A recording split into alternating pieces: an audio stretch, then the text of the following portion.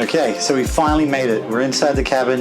We actually have the doors closed, so hopefully the audio is a little bit better and not too disturbed by the construction happening across the street.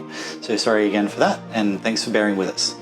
Okay, so this is an aft cabin version, as I mentioned, and here is the access to the aft cabin. If you're inside, you probably wouldn't even know there's a whole cabin back here. But you'll notice that up here we have some of these little pieces of hardware. That's how you know that this side here, also with these hinges, which are removable, this is the side that gets lifted up. So always stand to the side, never stand in front of it or else you get stuck. So one hand under the side here, and then come up and assist the hinge, and then you need to pull these through if they're dangling down, and then from there simply put these through, twist, put that one through and twist, and then there's one down here as well. Okay, and then here is our entryway down below. As you can see, we can climb right in. You'll notice that there is a panel down there which has the battery switches on it. So if you can zoom in on that, I'm going to turn the engine start batteries on and off, and I want you guys to watch those switches moving. Let's get this cushion out of the way. Watch those moving.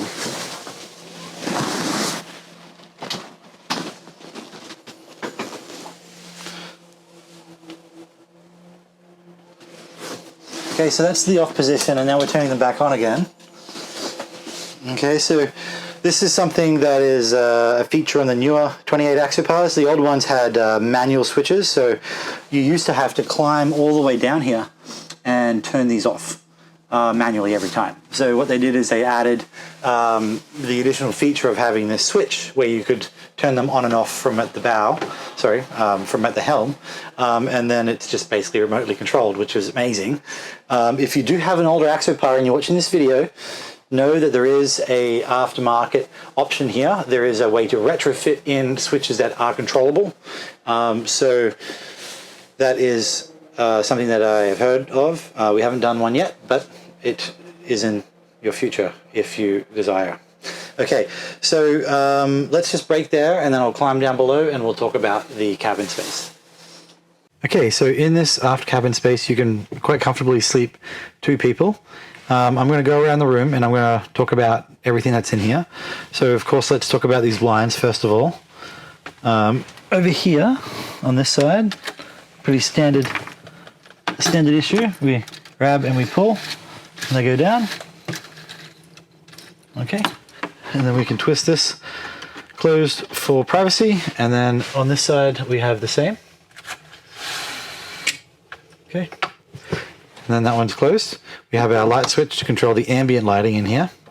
And then we also have some reading lights. So could potentially be a his and hers reading light situation. So you could have these off and maybe just one person reading a book or something like that, just as you're dozing off. Everything back on again. In fact, maybe I'll turn these ones off. Click, click. Up here. To my left here, we also have a 12-volt port, which can be used for all sorts of things. So you can very easily just buy your own charging port with a USB A or C or whatever you have, plug that into there, and then this can be a place where you can stick a phone or something like that in there, you know, as it's charging throughout the middle of the night. On this panel right here is some of our main pop-out fuses. So in the head earlier, we were talking about all of the branch circuits. Like each piece of equipment would have a pop-out fuse associated to it. These ones are more like main branch circuits or like higher amp stuff. So we have here what seems to be, or some of this stuff actually is on the unswitched side. Yes, so these bilge pumps, stereo memory, heater memory, stuff like that. I think these are on the unswitched side of the battery.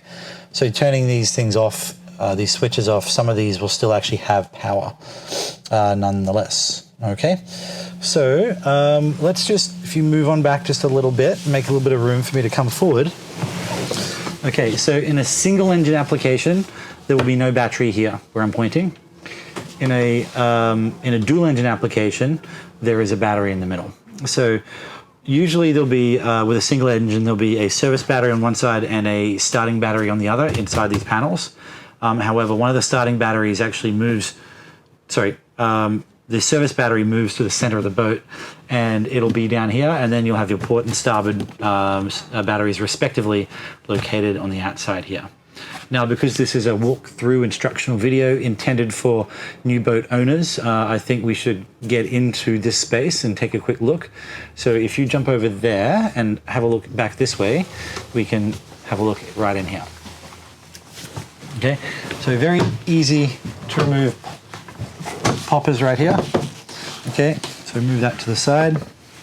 You'll see it says battery port, so that is the port starting battery. So in here, this is where you'll find that battery. Okay, and not much to see or to do in there, but this is where it's located if you were ever wondering. Okay, they do have these on these fast mount clips, so it is designed to be removable semi-regularly at least. And there's another one of those on the other side here.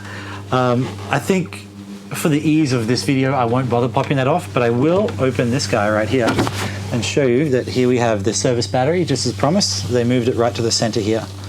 Okay, and that's where that one is located. They built this little wooden box to make it nice to look at least, but it did need a place to go, so it moved from the side down to here.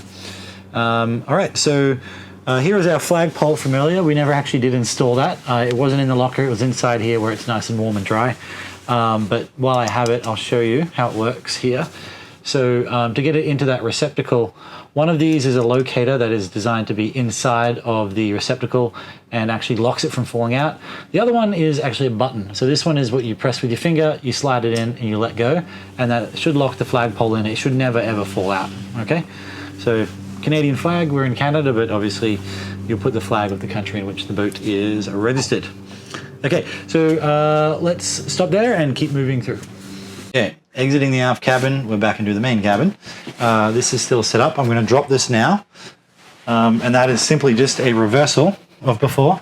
So twist, release that one, and back onto this side.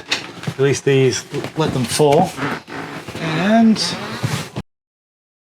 I like to grab these and pull them through so they don't get caught between these surfaces. And I also like to support this hinge as much as I can on the way down, and then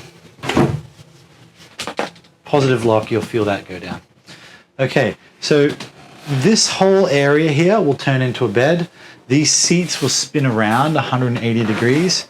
These will also flatten out as well. There's another whole video just dedicated to that one thing. So we'll put a link in the description or somewhere for you to find easily to find your way to that video as well. That's definitely worth a watch. Spinning this stuff around can be a little tricky, a little bit daunting, and dare I say a little bit frustrating if you haven't done it before and you don't have the methodology down just perfect. But once you get into the groove of it and you kind of understand the order of operations, then it's pretty easy, and it makes a pretty sweet spot to hang out and relax and sleep as well. Okay, but let's move these forward and look what's underneath them, regardless of turning them into a bed, which this is part of it. To turn them into a bed, you do need to release them, but oh, we've got some water in here. Okay, so here is a fridge in here, in this particular one, under this seat. Okay, so you'll see a few bottles of water in there right now, but yeah, there's a thermostat there to control it, that blue knob that you saw. Okay, whenever you go in there, you must, I stress, you must click it back in there on the right hand side. And then there's also, follow my hand if you can, around here you have a another clasp or clip, right, to positively lock that. So there's two locking points on each of those chairs. Okay, so we'll open this one up, number one, number two, and in here we have another sink. Okay, slide this back in. This one over here. You're sitting in the back seat, you can slide some stuff in there. These seats here, if you just stay where you are, and then I'll jump down here, and you will see that there's a little thing here to lift up on. So that's how you initiate the swiveling of the chair. Side of each of them, there is another lever, which you probably won't see, but you can see where my hand is grabbing at least. And you pull that one up, and as you're pulling it up, you can move the seat forwards and backwards to get closer to the wheel if you happen to be the driver. Okay, so let's jump into the forward section and we'll talk about that area. All right, let's take a little moment to talk about these doors. As you can see very clearly, there's one on each side of the cabin. The starboard one is the driver's side door, and there is a sliding lock here. Okay, and there's also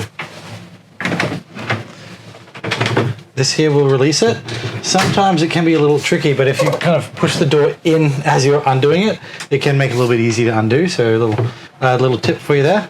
Now, there's something really important that we need to talk about, and that's this little latch down here.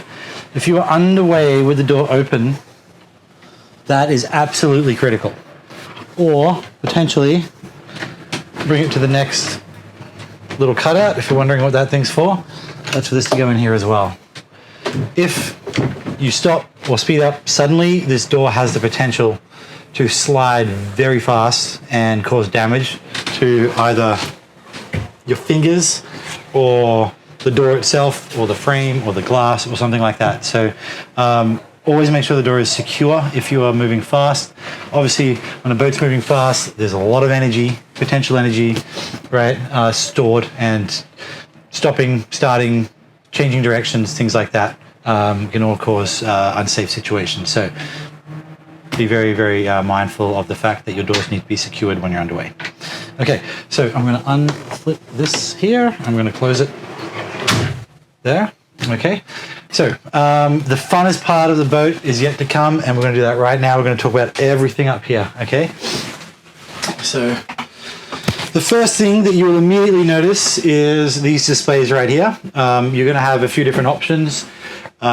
These are the IDS displays, or the information display system, I think it's called, IDS. So that is the glass cockpit. You'll notice that this is one smooth glass surface the whole way along. You can have displays which are mounted proud of this, so they'll have a bezel ring.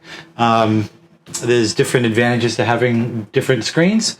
So these ones here obviously look beautiful, but there are higher spec screens, like so the NSS Evo 3S is an option on some of the larger ones, or some of the larger Simrads. I don't think you can get those two in this 28 here, but you definitely need to check your options, and you'll know what you have. But where we are, most people tend to go for these glass cockpit ones, but it isn't the only option. Okay, so hitting accept to these terms and conditions will greet you with your chart plotter screen.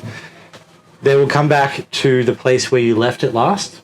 So in this particular case, we had the charts up on both of these screens. However, if I had my Mercury data over here and this one was a chart, when I turn them back on, they would both display the last thing that I showed. The top left-hand corner is the main menu button. So we'll get back to our main menu and we will see that this is what that looks like. So there's a series of tiles on the screen. Each of them corresponds to a different feature or app in the system that you can use to get information or even give instructions to turn things on and off and things of that nature. Okay, so one thing that your Axopar is going to have that no other vessel is going to have is this Axopar app here. So this is exclusive to the Axopars. Once it boots up, it'll give you this warning screen. Read through that if you like, but here it starts up on the checklist, the pre-departure checklist. You can choose to start your trips like this and make sure that all these things have been checked before you leave, up to you. Boat status is a pretty interesting page. I kind of like this one. Right now you'll see we have our service battery voltage is displaying at 13.8 volts. Our fuel is at 0%. Engine hour 0. Hours to service 0. Engine battery 0. Why is this? Well, I do believe that the engine ignitions need to be on. So let's go ahead and do that. I'm going to grab the keys really quickly, which are in here. I'm going to put them in the ignitions. And we're going to turn on the engine computers. So without the keys in the ignitions and in the on position, the computers that are on the engines are not going to be alive or awake, and they will not be sending any of the engine data through the communication bus up to the screens. So if you see things like that where the data is like nonsensical and or missing, then there's probably a good reason for it.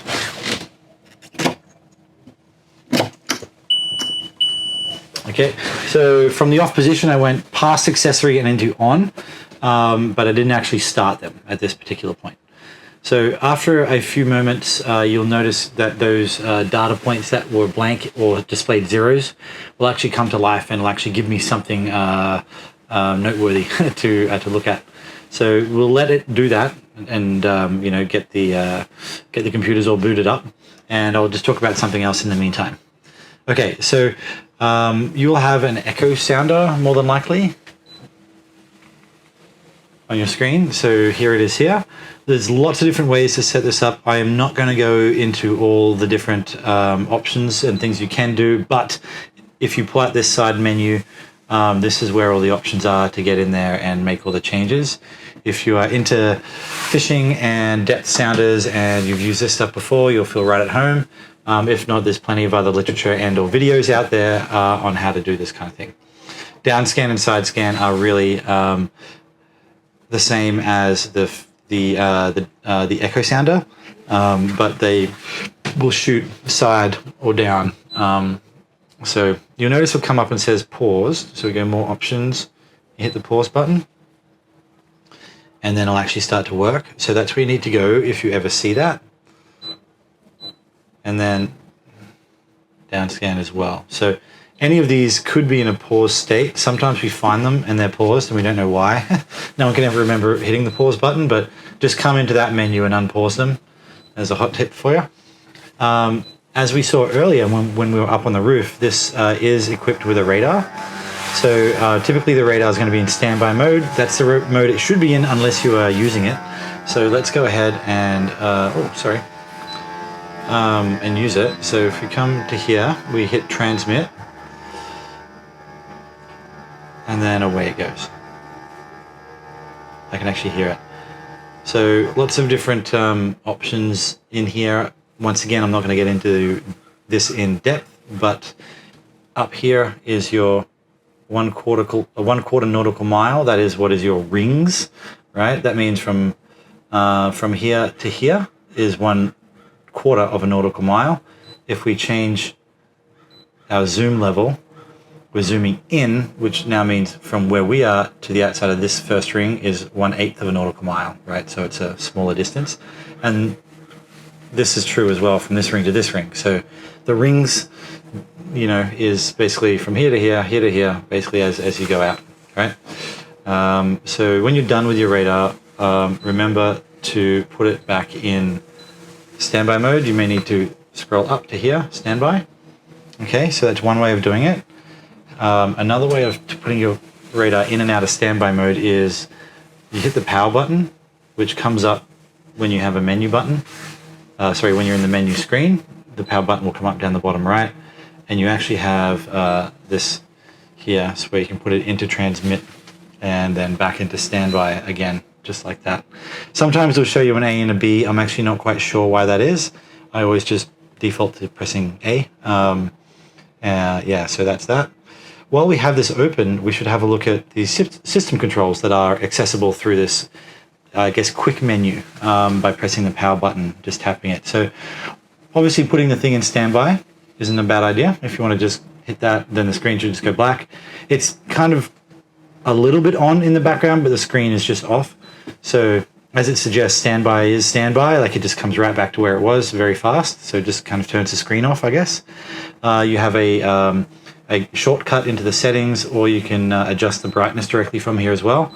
So that's as simple as a slider up and down. Don't get caught and think your screens are dead if you accidentally do this. If you get a flashlight on there, you can see that it is actually still alive. You just have to turn the brightness on. Okay, night mode will actually change it into this red kind of background and black yeah, red and black kind of color scheme. Red is a recurring theme on boats in the wheelhouse. It is because red is the color that has the least amount of effect on one's night vision when operating at nighttime. So out of all the colors that you could look at that have a brightness level to them, red is the one you want to go with. I guess they've done the research and that's the one that affects us the least and allows us to switch between, our eyes can go between looking at things outside on the water and looking at our screens, you know, without having to take that time to readjust our eyes again, because it does take a little bit of time, as you know, when you go from a light area to a dark area before you get your night eyes. I know everyone knows what I'm talking about there.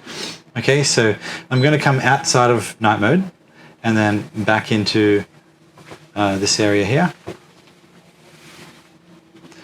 If your instrument bar ever disappears, there's a button here to bring it back again, but it's not applicable here. Okay, so there's a video tile here, but this doesn't have any video on it, but this would be if you have, let's say, a Psionics night vision camera, for example, hooked up to the system. You could have your video feed coming in through this tile.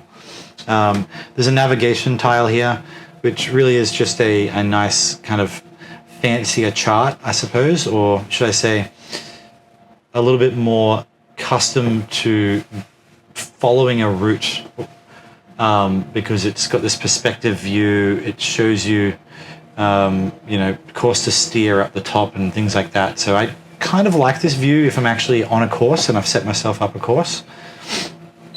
Lots of videos out there on how to set courses.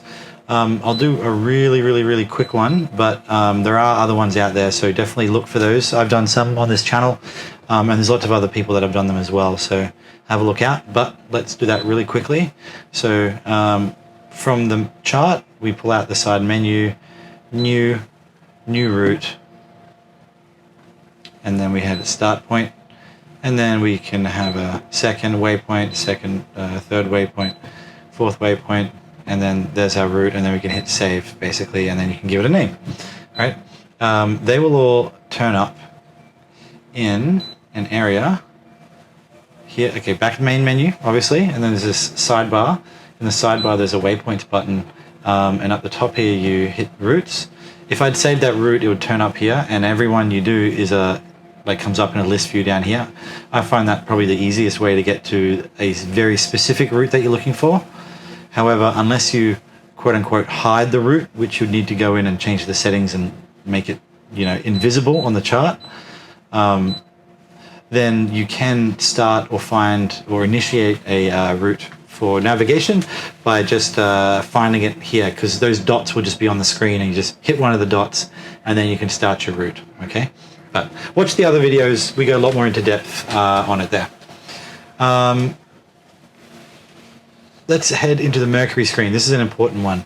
So we've put the keys in, and we now can see all the engine information.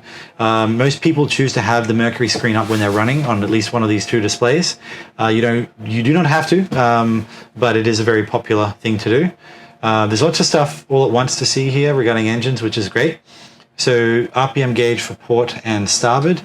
So if I start these engines, which they are in the water, turn the key for one, and then I turn the key for the next one. So they've started out the back. You probably heard them just start up. If you look back at the screen, you'll actually see it's popped up with a communication error. Don't fret, no problem. It's pretty normal. The sudden ask of power from the batteries has caused a voltage drop such that it has caused a momentary lapse in communication along the communication bus. This comes right back again.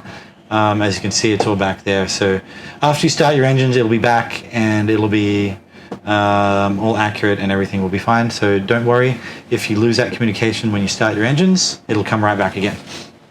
Okay, so RPM's here in a digital readout, but also there is a gauge.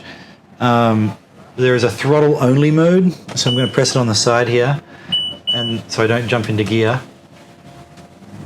And then, yes, here we go. So I can raise the RPMs without actually being in gear.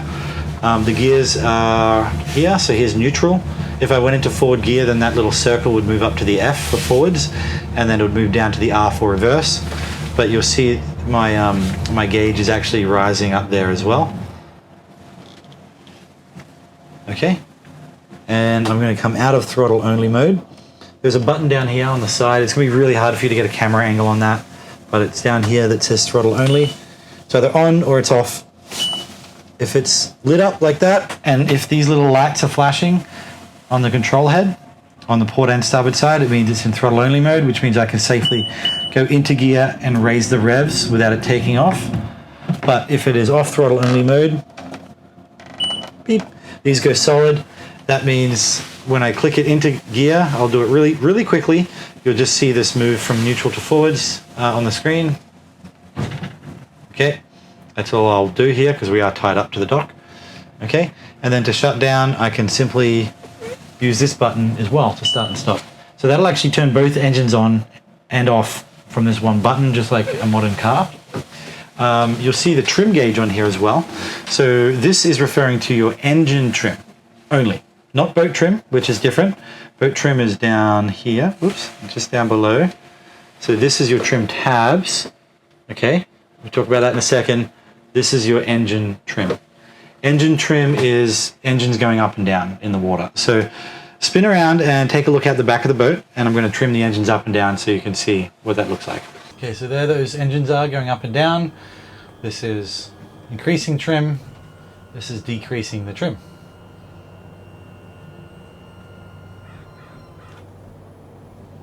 Okay, so that engine trim that you just saw with them going up and down, if you're looking at this gauge, I'll do it again here. So both up, both down. Okay, so the port control has that right there. So it is designed for your right hand's thumb to do both engines at once. You can do them individually if you like. So you can go just port or just starboard, just by itself. So if you have a look at the screen now, at the lower section center, right in here, you'll actually see that that's where your engine trim levels are at. We're going to do another video later. It is not yet released, or depending on when you're watching this video, it could already be released. We don't know. But we would like to do something trim specific out on the water. So watch for that one, or look for that one in the lineup of videos available.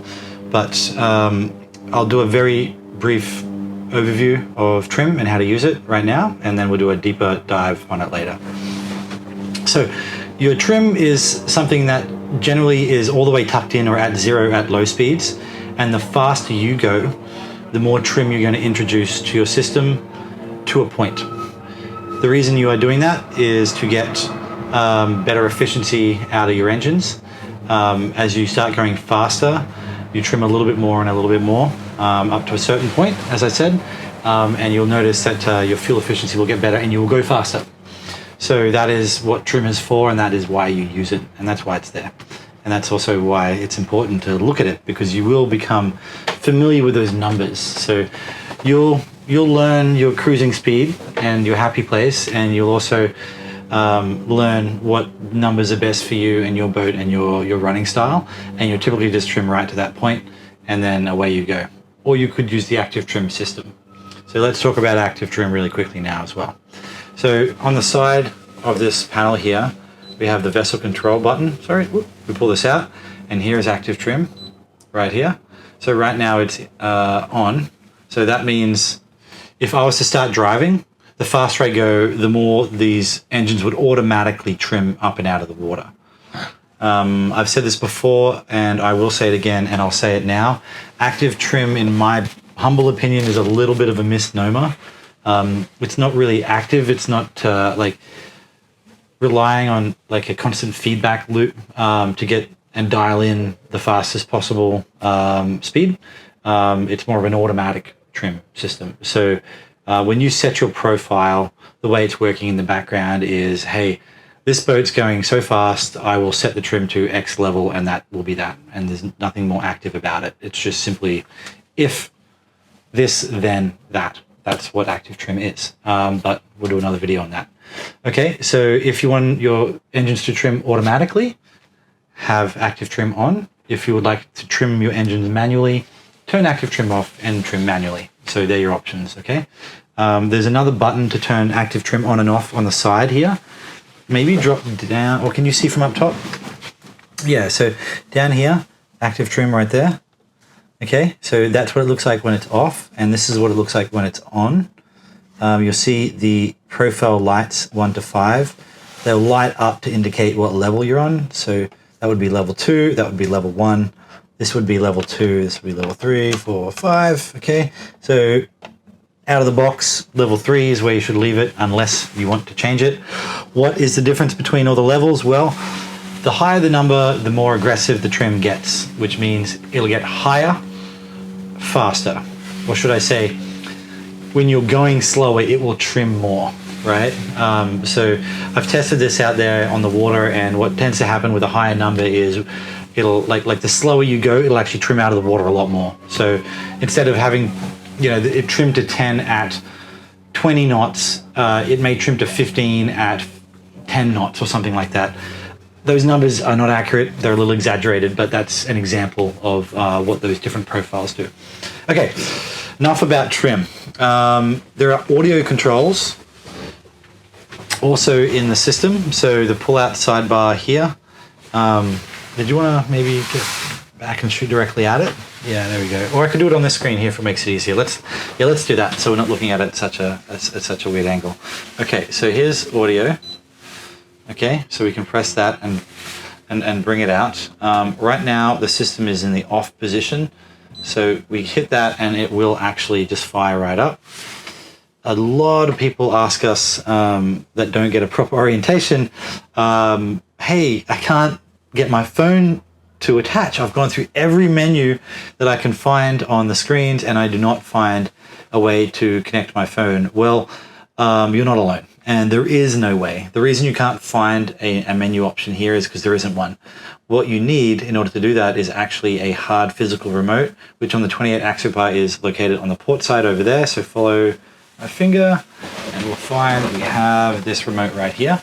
Okay, very basic remote. It's got a power button in the middle, volume up, volume down, track previous and next track to it. But if you have a really close look at that power button, it's got a little Bluetooth symbol in there. Okay, so here's the trick. Press and hold. 1, 2, 3, and then release. And then you should see it start to flash. Yeah, there it goes. Okay, so that flashing of that remote indicates that it's in pairing mode. That allows you to find this stereo on your phone. If you are not in pairing mode on the Fusion remote like this, you will never find your boat's stereo system. So it won't be called Axopar. It'll be called something like MSBB100, I believe. So that is BB standing for black box. This is a Fusion black box, and that's just the model number of the black box that's inside the boat. So see if I can pull this up now. This is very important to people, so we are going to take a moment just to look at it. Okay, pairing request. Let's pair that MSBB100. There we go. Oh, great song. Great song. Right, but it is a little bit antisocial, so I will, for the purpose of this video at least, I will just mute that with the controls down here. Everything in here is pretty standard. I think the modern human being will be able to navigate their way through this menu system without me needing to go into it too much further from here. Everything you'd expect to find in here for audio controls up and down is in here. There is a source selection as well. Right now, obviously, we're on Bluetooth, but you can change your source to any number of things, AM, FM radio. There's an auxiliary port right here. If you want to plug in, that's located on the port side. So follow my finger, here we go. There's like this little Fusion thing. Ooh. There's a USB port and there's a 3.5mm audio jack down there on the port side. So they are sources that are available to be selected from the source list from your stereo system. Okay, so that is that. All right, well, we do have the data back on the screen again. So we talked about this earlier, but let's have another look at it now. So engine hours, 7. Obviously, this is a brand new boat. Status is okay. Excellent. We like that. Hours to service, 93. So this is telling us how many hours left until we need to actually change the oil. So there is another rule outside of the 100 hours. As you can see, you had 7 and 93, 100. So it's 100-hour service interval or 12 months, whatever comes first. So not everyone's going to put 100 hours on their boat in a season. If it takes you 3 seasons to get to 100 hours, then don't wait 3 years. You still got to do it every year, right? So fall is the better time to do an engine service if you're going to lay it up over winter, as it'll sit with fresh oil in it. But definitely every year, pull your boat out, have the engine serviced, and have the bottom paint assessed, and also change your zincs if they need it, and have professionals look over your boat every year to make sure the maintenance is done and is up to date. Okay, so let's keep moving through the system here and see if there's anything else to talk about. TripIntel might be something that is worth looking at here. If you do start a trip like this, hit start trip, and then it'll actually keep a track of how many hours you've been running for, how much fuel you've used during that trip, which is all pretty cool.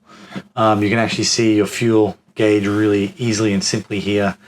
If we're actually driving at a specific speed, we will find that it'll actually give us a range ring, which is pretty cool, as to how far we can get. But right now we're not moving anywhere. So I think that's pretty good for the screens for now. I've done deeper dives into them on other videos. I think we've spent at least 20 minutes on them now. So let's move to some of the less digital stuff and into some more of the analog stuff. So auxiliary is a button on the dash which isn't really connected to anything. Panel lights, if we click that, that really just lights up all of the writing along our switch panel. Bilge pump aft, press to turn it on, press to turn it off. If there is water in your bilge and the float switch is raised to the point where the bilge pump turns on automatically, this blue light will illuminate. So if you see this light or this light come on, it basically means that a float switch has been activated in that area, and it is definitely worth inspecting. So go check it out if you see one of these blue lights come on by themselves. But they are automatic, so you just need to leave them the way they are, and they'll come on automatically. Okay, so window wash and wiper, pretty self-explanatory. If we look out the front window right now, there goes the wipers. So if we press and hold this button right here, you'll see that I will actually spray out some water. That reservoir is actually located behind my ankles right now. So there's a little hatch down under here. And inside of there, I won't open it up right now, but inside of there is a window washer reservoir. So the water is not connected to your main water system. There is a standalone reservoir for it. And pressing that little window wash button will actually initiate like a little pump and solenoid to squirt it out of here. Okay, so definitely be aware that there is a standalone reservoir for it. Most people have a hard time finding it. That is because it's pretty buried, as I said, right under here, okay, under my feet. Okay, so moving right along, illuminated Axopar logo in the middle, comes on and off with that panel lights button. The horn is always illuminated red, so you can find it easily. Works great. Underwater lights, if they're equipped. Typically, you're going to have a white and blue capable underwater lights, or a bi-light. Those lights will typically come on white, and then an on-off in quick succession will turn them blue, and then an on-off in another quick succession might put them in a different mode, like a pulsing mode or something. But typically those quick successions between on and off will move between the different modes, but they always will revert back to a white solid light if you give it enough time. I'm not sure what the reset counter is. It could be 5 seconds, 3 seconds, I'm not actually entirely sure, but there is a period of time that goes by in which by turning them back on, they'll go back to a white light under the water. Okay, so deck light. These ones here are going to turn off the courtesy lights that are outside the boat. So I'm going to turn that one on now, and maybe we can get some other footage spliced in there to show you guys which ones they are. Okay, so and then we have the interior light. You can see, whoa, there they are. So the ones right above us came on, and then the ones behind us in the cabin also came on. Here's that anchor light down here that I was talking about earlier. Okay, so the anchor light is that all-around white light up on the mast. So as you can see, the blue light illuminates, indicating that that one anchor light is on. But if I turn it off, look what happens when I put navigation lights on. The blue light also comes on, indicating the anchor light comes on with these ones, right? So you'll have your port and your starboard lights, which are the running lights or your steaming lights up on the bow there, here and here. We talked about them earlier. And turning that off, we'll turn those off. So you need to have those on if you're running at night or in limited visibility conditions. Yeah, so that's all your switches along the front here. And then we have our trim tabs, okay? So on the back of the transom of most boats, there'll be a trim tab system. So the trim tabs, here's our transom plane, and this is forwards, for traveling forwards, right? On our transom plane, you'll have the 2 tabs that come up and down. So the kind of default or zeroed out position is when they're all the way up. And then putting them down like this will actually make your bow do this a little bit more. That's what the trim tabs are for, is to keep a flat bow. They're a lot more relevant in different vessels which tend to kind of ride bow high. The Axopar is a very flat riding boat, so using them to put your bow down, although has effect, it's not anywhere near as effective as some other boats which do not ride flat. But the Axopars ride flat, so you don't need much of that to keep you flat and level. You can see really well without them, but they do help a lot when you're trying to basically, trim your boat port to starboard, right? So you put one down on one side and then it'll kind of flatten you out a little bit. So if you're running and wind's hitting you broadside, it can tip you a little bit. You can use this little joystick here, and there's little pictures to show you what's going to happen to your boat. So as you can see, there's a red arrow here. So that tips your boat back to port, okay? So if you're rolling to the starboard, so if your boat looks like that and it's rolled to starboard, then you give it a couple of shots over here and it'll actually flatten your boat out a little bit. And if you want to just go back to neutral, you just press down on here and both tabs will come all the way up. And then doing this will send both tabs all the way down, which will of course bring the bow down flat, right? Okay, so just below that we have our bow thruster. To turn that on, hit the 2 on buttons together until we see that red, indicator light. Because the bow thruster is, you guessed it, in the bow, then we need the bow battery on. So that bow battery has been on all day since we started, but if that little light doesn't come on, just double check that bow battery is on. It definitely needs it to operate. And then this is what it sounds like when we use it.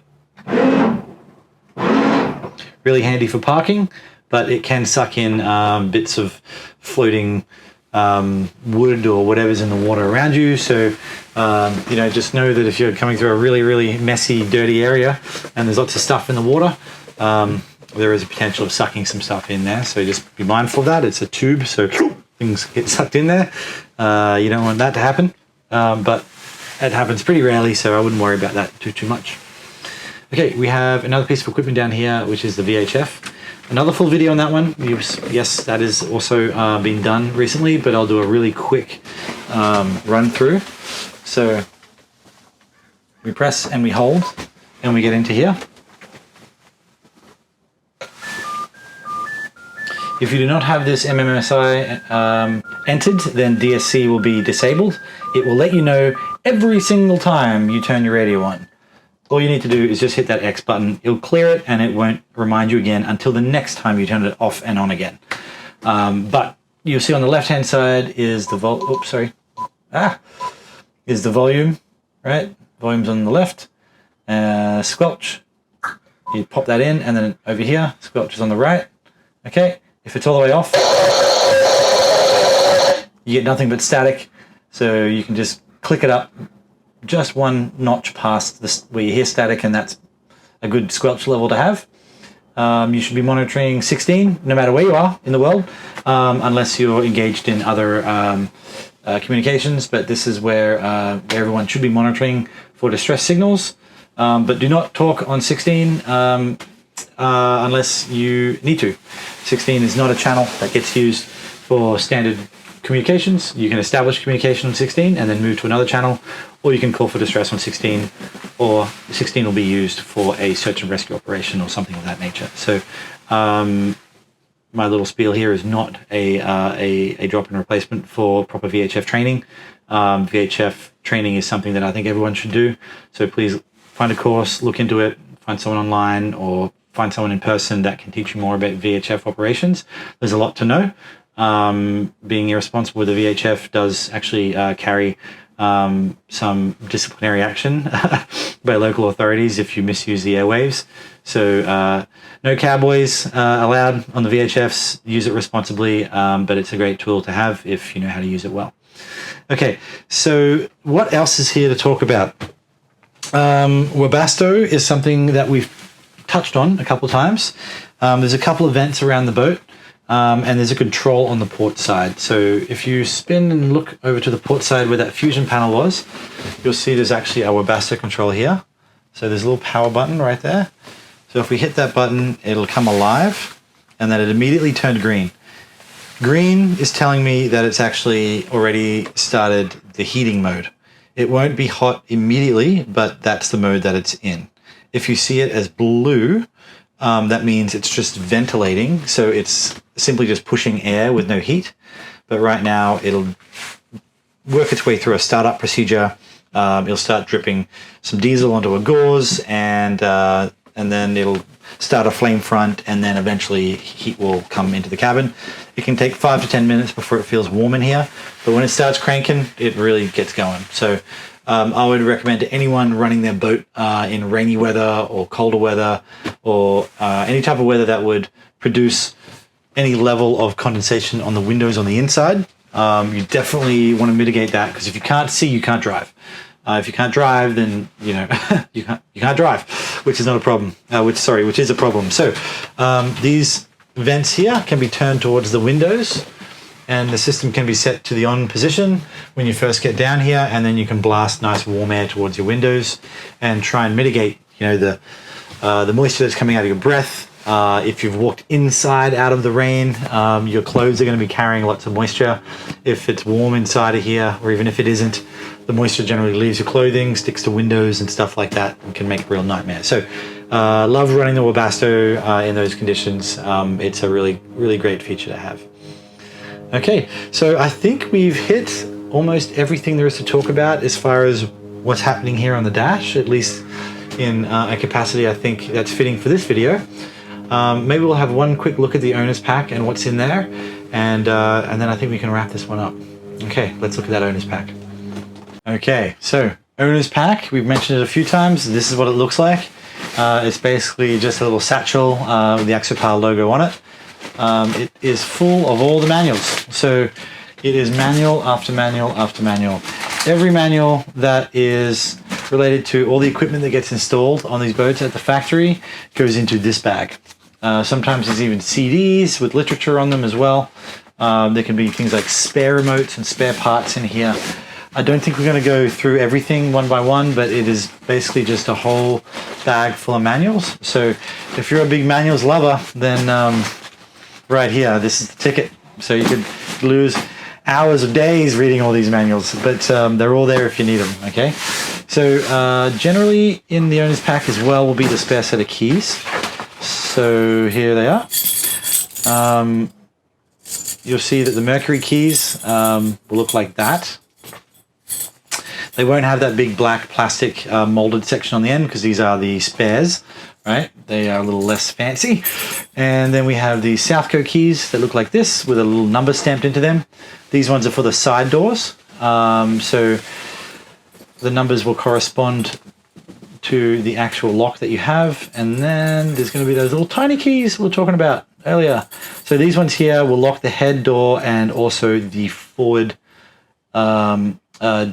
deck hatch as well, that goes down to where the holding tank is. So that's what those little keys are for there. Okay, and they will usually be found right in there in the owner's pack. Okay guys, so I think that is a wrap on this video. I hope that was super helpful. As promised, we went through bow to stern, we tried to touch on as many things as humanly possible on this boat, and tried to make it as informative as possible. There's plenty of deep dives on other pieces of equipment and other videos that has been done, but for the most part, I hope this was extremely helpful, and do not hesitate to reach out to Freedom Marine International Yacht Sales should you have any further questions about your Axopar, and please do not hesitate to subscribe to this channel because it really helps us out. And if you have a comment, please leave it down below. If you have ideas for future videos, we love that kind of feedback because we are making these for you guys. So please like and subscribe, and we will see you on the next one.